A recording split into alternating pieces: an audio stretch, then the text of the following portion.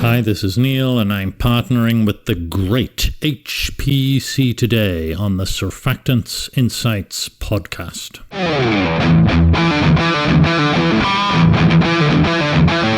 Regular followers of the podcast know that ethylene oxide is a key petrochemically derived hydrophile used in many millions of tons of surfactants throughout the world, in household, personal care, and I&I cleaning, as well as a huge array of industrial applications, including agrochemical adjuvants, oilfield chemicals, food, and many other areas.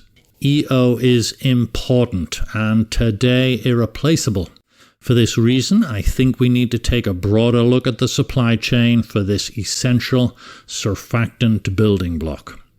First, EO, made by reacting ethylene with oxygen, is not just a surfactant building block. In fact, that is a minor use for the molecule. Today, roughly 38 million tons per year of ethylene oxide is manufactured globally. 15% of that, 5.7 million tons, goes into making surfactants. The major portion of EO, 70%, goes into making glycols, mainly MEG or monoethylene glycol, but also di- and triethylene glycol. 8% goes into ethanolamines, 3% into glycol ethers, and a final 4% into the ever-popular other, which I'm assuming includes the small but widely dispersed use of ethylene oxide gas for medical equipment sterilization. This according to ICIS data. Glycols, by the way, go into polyester, about 61%, that's the stuff you wear and drink your sugary drinks out of. Antifreeze, of course, about 15%, and miscellaneous other solvent-type applications. Now, there are some other things to know about that 15% of EO going into surfactants. You can't just react ethylene with oxygen and tap off a little side stream of EO to sell to folks making alcohol ethoxylates, and then have the majority carry on down the pipeline to be reacted with terephthalic acid and used in Coke bottles and golf trousers. Ethoxylation requires purified EO, and to make that you need additional processing post the formation of the crude reaction product.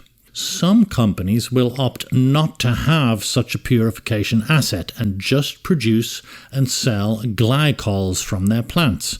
An example is the delightfully named ME Global, whose name contains their product, MEG, monoethylene glycol. They also make a little DEG, diethylene glycol.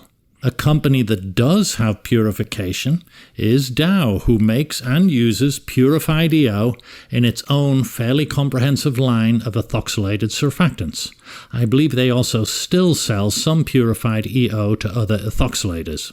The other thing to know, and you've probably realized it, is that large-scale manufacturers of purified EO are often much larger scale in glycols.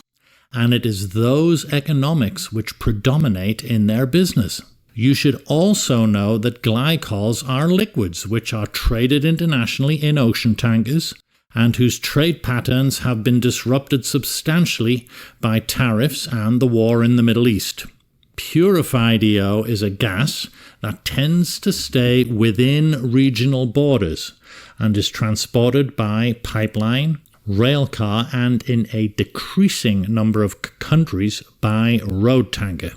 Pricing of purified EO is tightly linked to the price of ethylene and is often sold under contract at a formula price expressed roughly as 0.8 times ethylene plus X, where X is the so-called adder dependent upon market conditions.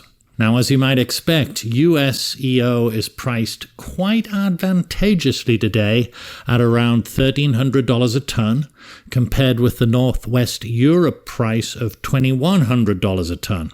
That $800 gap is approximately twice what it was before hostilities broke out with Iran, and reflects the competitive ethane-based supply chain for ethylene in the US.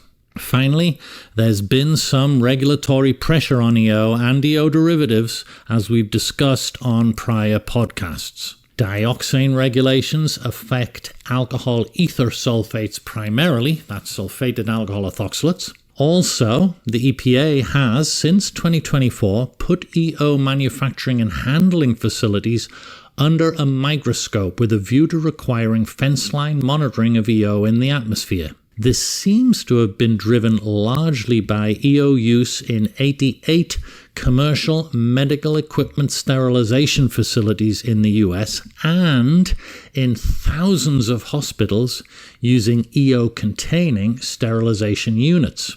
However, in March of this year, the EPA has proposed relaxing some of these requirements in what is seen as good news for glycol and EO manufacturers and users.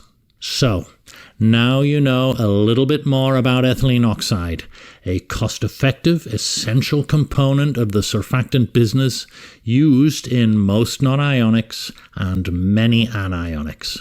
I hope you found this useful, and thanks again, as always, for listening.